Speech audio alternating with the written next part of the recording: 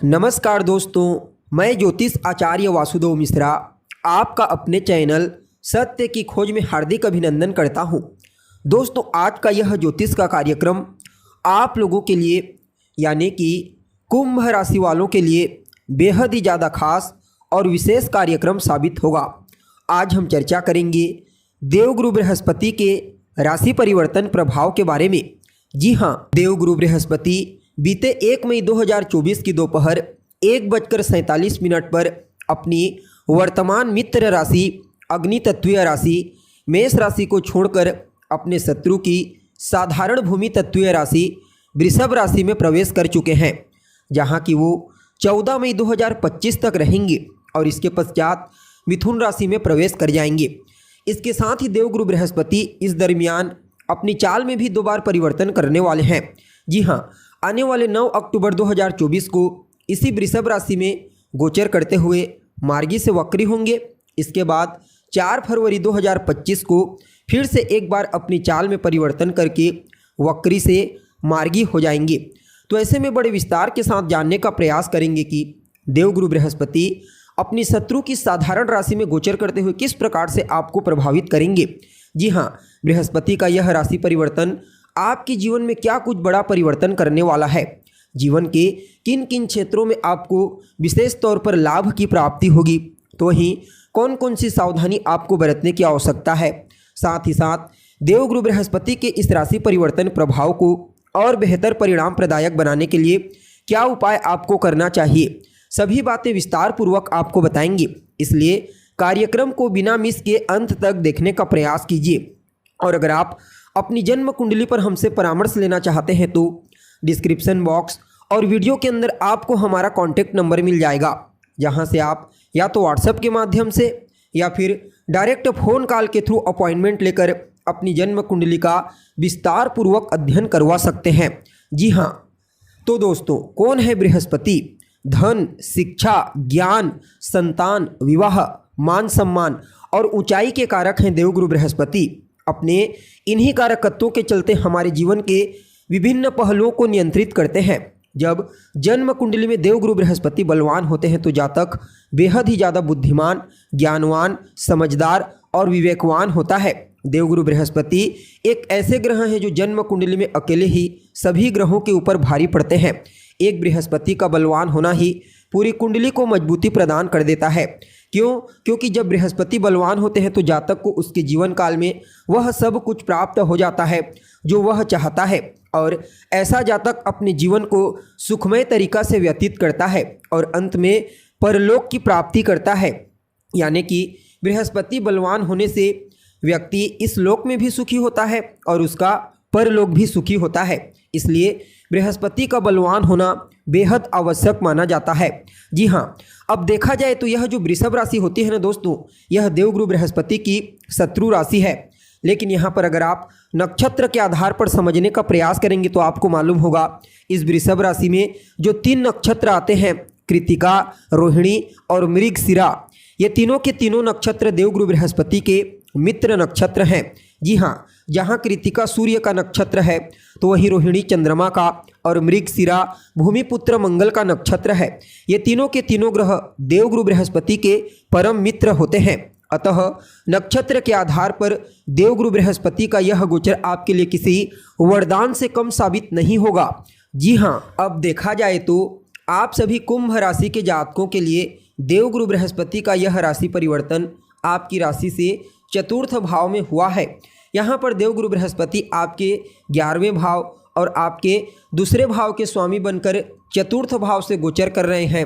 अतः आप सभी कुंभ राशि के जातकों के लिए देवगुरु बृहस्पति के इस परिवर्तन को किसी वरदान से कम नहीं कहा जा सकता। जी हाँ, पहले तो आपके माता के स्वास्थ्य में सुधार करेंगे। यानी कि अगर आपकी मम्मी को, आपकी माता को किसी भी प्रकार से स्वास्थ्य से संबंधित समस्या थी पूर्व से, तो उस समस्या से उन्हें मुक्ति मिलेगी। उनके साथ आपके तालमेल बेहतर होंगे। उनका आशीर्वाद, उनका स्नेह, उनका सहयोग आपको प्राप्त होने वाला है। उनके आशीर्वाद से आप उत्तरोत्तर तरक्की करते हुए आगे बढ़ते चले जाएंगे। यह समय आपके भौतिक सुख सुविधाओं में विशेष रूप से वृद्धि करने वाली है, चाहे वह भूमि हो, भवन हो, मकान हो, वाहन हो, कुछ भी हो, उसमें अवश्य ही आपको लाभ देखने को मिलेगा। खास करके अगर आप अपनी माता के नाम पर कोई प्रॉपर्टी खरीदते हैं, कोई ज़मीन, कोई मकान या वाहन खरीदते हैं, तो वह आपके लिए अत्यंत ही शुभ साबित होगा। जो जातक राजनीति के क्षेत्र से जुड़े हुए हैं, समझ लीजिए गुरु की कृपा से जनता के बीच में उनकी पॉपुलैरिटी बढ़ेगी, उसके पश्चात उन्हें सफलता की प्राप्ति होगी। सिर्फ राजनीति के क्षेत्र में ही नहीं, बल्कि जो जातक सामाजिक सेवा का कार्य भी करते हैं, उनके लिए भी गुरु का यह गोचर बड़ा ही अद्भुत रहने वाला है। जी हाँ, यहाँ पर आपके मान सम्मान, आपके पद प्रतिष्ठा और आपके प्रसिद्धि में विशेष रूप से बूस्टिंग करने वाले हैं। यानी कि कुल मिलाकर के देखा जाए तो गुरु का यह गोचर बड़ा ही अद्भुत साबित होगा। जी हाँ, अब देखिए, जहाँ पर देवगुरु बृहस्पति होते हैं, वहाँ से पंचम भाव को देखते हैं, सप्तम भाव को देखते हैं और नवम भाव को देखते हैं। अब आपके चतुर्थ भाव से गोचर कर रहे हैं, अतः इनकी जो पंचम दृष्टि होगी वह अष्टम भाव पर होगी, सप्तम दृष्टि आपके दसम भाव पर और नवम दृष्टि आपके 12वें भाव पर होगी। देवगुरु बृहस्पति की दृष्टि में अमृत होता है, अतः इनकी दृष्टियां भी कमाल करने वाली हैं। पहले तो आपके अष्टम भाव को देखते हुए देवगुरु बृहस्पति आपके छठी इंद्रिय को जागृत कर देंगे। फलतः घटने वाली घटनाओं का पूर्वाभास आपको होने लगेगा। आकस्मिक रूप से आपको धन प्रदान करेंगे, आकस्मिक रूप से आपको सफलता प्रदान करेंगे, आपके पेंडिंग पड़े हुए कार्यों को पूरा करने का प्रयास करेंगे। यह समय जो जातक रिसर्च के फील्ड से जुड़े हुए हैं, मेडिकल फील्ड से जुड़े हुए हैं या फिर लॉ के फील्ड से जुड़े हुए हैं, उन्हें कोई विशेष उपलब्धि प्राप्त होने वाली है।